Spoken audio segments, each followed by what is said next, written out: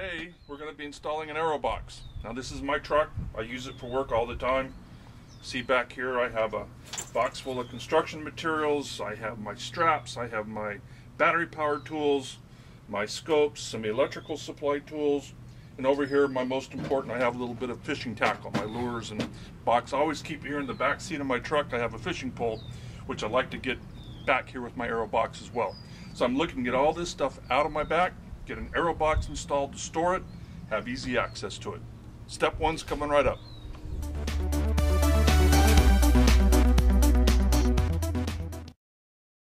Okay, so the helper's here, and we got the box, the AeroBox out of its box, and now we're going to open it up and take a look at the contents. So for the premium assembly, you have two side panels.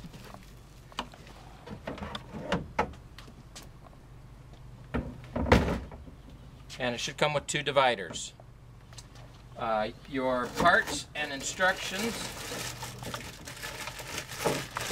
are going to be underneath the load floor. So here's your instruction sheet, which you should follow. And then you'll have several hardware kits. This one is important. That one's got your keys in it.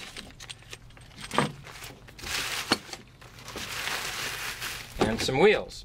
So that's what you should see in your installation kit. So you can see we've turned the AeroBox upside down. We've put it on a soft surface because we don't want to scratch up the top surface of it during this operation. What we're going to do is we're going to put on the wheels. That's pretty simple. You got two wheels, two axle bolts. Just put the axle bolt through the wheel and thread it into the molded in inserts. First one.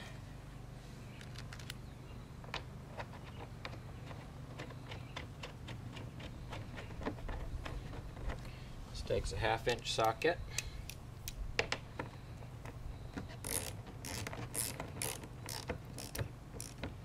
Just tighten it till it feels snug. Doesn't have to be right up against the wheel. You just want it to be so that the nut is, or the bolt is snug, so that it won't loosen up. But again, don't over tighten it.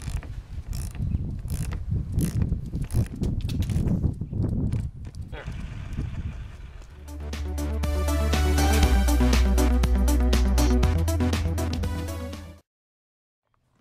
So I've got the box oriented with so I can see the front of it, which is basically the side towards the cab of the truck. And you can see there's 3 areas for the tie-down straps. There's marks already there for where you need to drill the holes. I have a 17/64 inch bit, and you can easily just drill out the holes.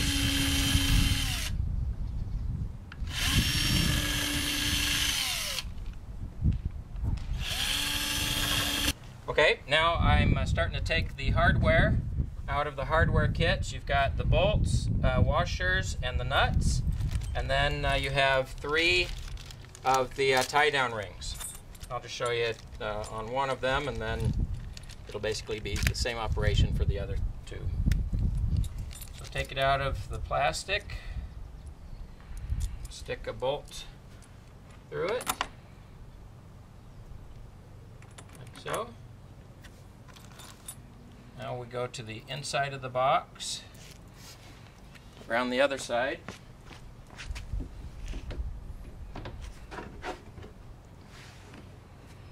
You open the door, put a washer and then a nut on to each bolt. Reach in, find the tip of the bolt.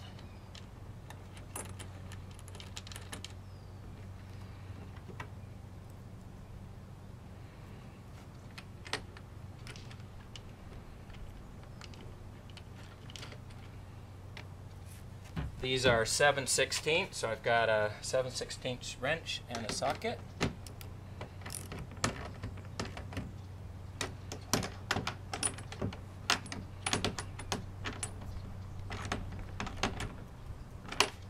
There. Just do the same thing for the other two.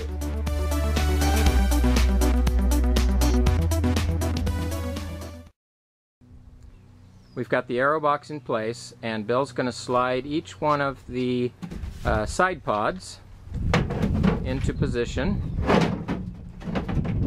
There's one on the driver's side.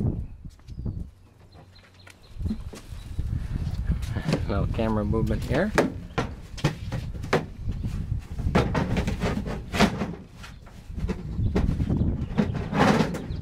Okay. Just like that. Yep, and again, make sure the AeroBox is up against the tailgate. Okay. Okay. Next thing that Bill's going to do is he's going to mark basically the height position. I typically would use a crayon or something like that because pencil doesn't show up very well on these spray-on liners. And then he'll mark the forward position of the side pod. Again, it's just a reference mark. This isn't a real tight precision operation here. You got plenty of adjustment once you assemble this, so just get it close, and we'll go ahead and do the same thing on the other side. Now that we've got our positions marked for the side pods, we can go ahead and take the AeroBox out. And actually what Bill's going to do is he's going to take off the tailgate. This will make access to all the rest of the operations a little easier. You don't have to do this, but Bill's showing you exactly how easy that is to take the tailgate off. That is if you don't have a camera in your tailgate. If you do, you'll have a pigtail that you'll have to disconnect. Okay, and now he'll take the AeroBox out, and the side pods will just kind of fall down, but that's okay because you've got their positions marked. Bill has lined that up with his previously marked lines, and now he's just going to mark the basically the entire length of the slot, because what you're going to do is you're going to try to find a flat area within the length of the slot that you can drill on. Okay, go ahead and take that out, and hopefully, yeah, you can see Bill's lovely crayon lines.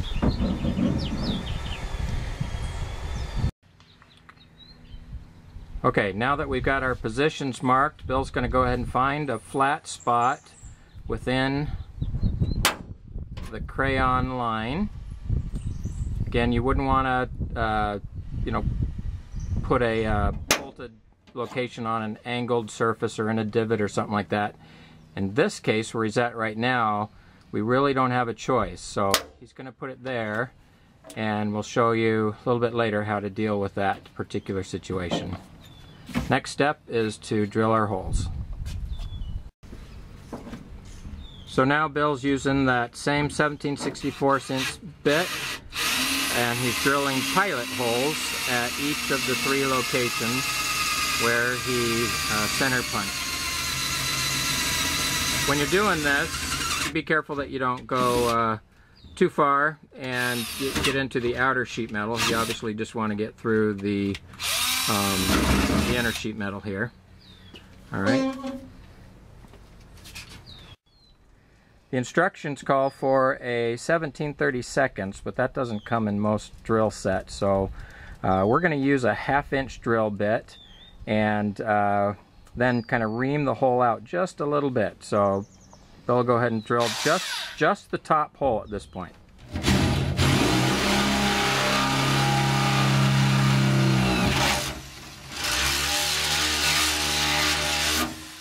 See, he just reamed it out a little bit, and now we're going to try to fit the riv nut into this top hole. It should be snug. It's a little too snug. Okay, so we'll just ream it out just a little bit more.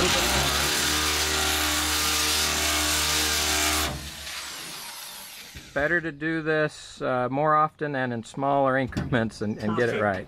Now that's a perfect fit. Now we'll put in our riv nut. Okay, so the riv nut is placed in, and Bill's got the little riv nut attachment tool in his hand, and then a 3/8/16 bolt that he's going to use with the washer. Put that through and then thread that by hand into the riv nut. And that riv nut tool is basically just to keep it from rotating. So he's got a pair of gloves on because you really have to hold that pretty hard. And he's just going to continue to tighten down on that bolt until he can be sure that the riv nut is collapsing on the other side and basically creating the mushroom head on the other side of the sheet metal. This is not an easy step for those of you who have not done a riv nut before.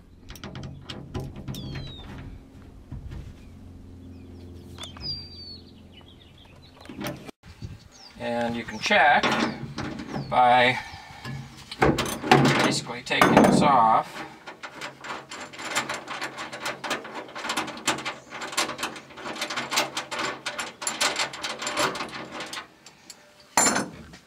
You can kind of see how the riv nut's in there, and it's nice and tight. It's not going to spin. So the next step is we're going to drill out the bottom two holes. As you know, we already drilled our pilot holes.